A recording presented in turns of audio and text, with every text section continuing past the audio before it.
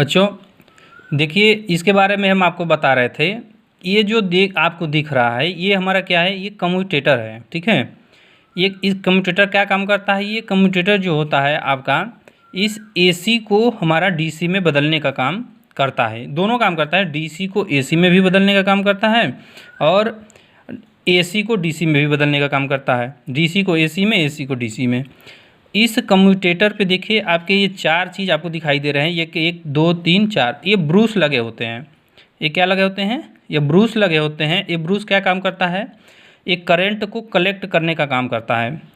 जो आर्मेचर के अंदर करंट ये आपका इंड्यूज होगा, उस करंट को क्या करेगा, ये कलेक्ट करने का काम करता है। इसी के थ्रू हम बाहर देते हैं। इसी के थ्रू, इस ब्रूस के थ्रू ही करंट को क्या किया जाता है, डीसी जनरेटर में बाहर दिया जाता है और डीसी मोटर में इसी ब्रूस के थ्रू हम आर्मेचर में करंट देने का काम करते हैं। ये देखिए आपका 4 ब्रूस लगे होते हैं। ये बने किस चीज़ के होते हैं, ये जो ब्रूस हैं आपके कार्बन के बने होते हैं, साधारणतः कार्बन के बने होते हैं। लेकिन कब, जब हमारी छोटी मशीन हो, छोटी मशीनों में ये जो ब्रूस होते हैं वो आपके कापर के बने होते हैं। और जो बड़ी मशीन होती है, बड़ी मशीन में जो ये ब्रूस बने होते हैं वो कार्बन के बने होते हैं। बड़ी मशीन में ब्रूस कार्बन का बनने का क्या रीज़न होता है, इसलिए कि ये जो मोटर होती है, ये जब आपकी रोटर स्पीड में घूमती है तो एक कार्बन का अगर हम ब्रूस लगाए रहेंगे तो वो कम घिसेगा तो उसके अंदर स्पार्क नहीं होगा और जल्दी ख़राब नहीं होगा। ठीक है, इस वजह से हम उस कार्बन का जो ब्रूस होता है वो बड़े मशीनों में लगाते हैं। ठीक है, फिर आपको जैसे कि अब क्या है, ये एक हमारा यहाँ पे आपको दिख रहा है ये बैटरी। तो कल हम आपको बताए थे कि ये एक हमारा सेल्फ एक्साइटेड डीसी जनरेटर होता है। ठीक है, और जो एक होता है वो आपका सेपरेटली एक्साइटेड डीसी जनरेटर होता है।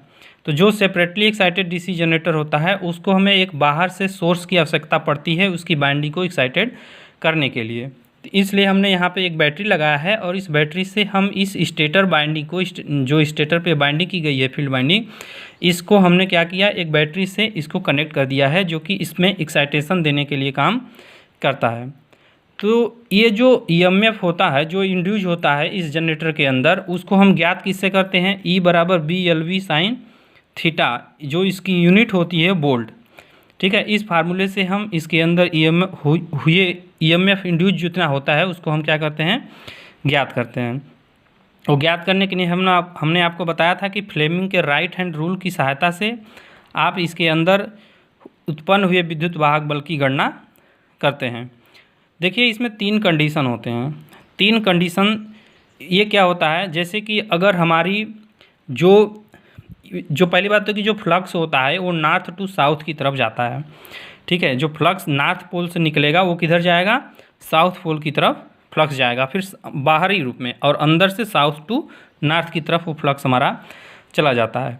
तो जो फर्स्ट कंडीशन है हमारी, जैसे फर्स्ट कंडीशन में जो नॉर्थ टू साउथ की तरफ जो फ्लक्स जाएगा वो पैरेलल जाता है। जब पैरेलल जाएगा तो फ्लक्स को क्या करेगा, प्रच्छेदित नहीं करेगा। जब उस टाइम जब फ्लक्स हमारा प्रच्छेदित नहीं करेगा, अर्थात थीटा का मान कितना होगा, 0 डिग्री होगा। क्यों, क्योंकि वो पैरेलल जा रहा है। जब पैरेलल जा रहा है तो थीटा का एंगल जो बनेगा वो मेरा 0 डिग्री का बनेगा। इस प्रकार जो साइन 0 का मान कितना हो जाएगा, 0 हो जाएगा। इसलिए उसके अंदर जो ईएमएफ इंड्यूस होता है वो 0 होता है। इसलिए यहाँ पे हमें जैसा कि दिख रहा है कि जब भी ईएमएफ इंड्यूस होगा वो किसी न किसी एंगल पे ही उत्पन्न होगा। पैरेलल कंडीशन में ईएमएफ इंड्यूस नहीं होता है। इसके बाद जो सेकेंड कंडीशन है, सेकेंड कंडीशन में देखिए यहाँ पर आपको दिख रहा है जो नॉर्थ टू साउथ की तरफ फ्लक्स जा रहा है, ये इसमें हमारा जो कि 90 डिग्री का एंगल बन रहा है। जो चालक है और जो फ्लक्स है इनके बीच में कितने डिग्री का एंगल बन रहा है, 90 डिग्री का बन रहा है। तो जब 90 डिग्री का बनेगा तो यहाँ साइन 90 डिग्री का मान 1 होता है। तो यहाँ पर E बराबर BLV हो जाएगा। इसी कंडीशन को हम मैक्सिमम कंडीशन बोलते हैं। इस कंडीशन में सबसे मैक्सिमम ईएमएफ इंड्यूस होता है। आपसे एग्जाम में क्वेश्चन पूछेगा कि डीसी जनरेटर सबसे अधिकतम विद्युत वाहक बल कितने डिग्री पर उत्पन्न करता है, तो वह हमारा 90 डिग्री पर सबसे ज़्यादा विद्युत वाहक बल का उत्पन्न करता है।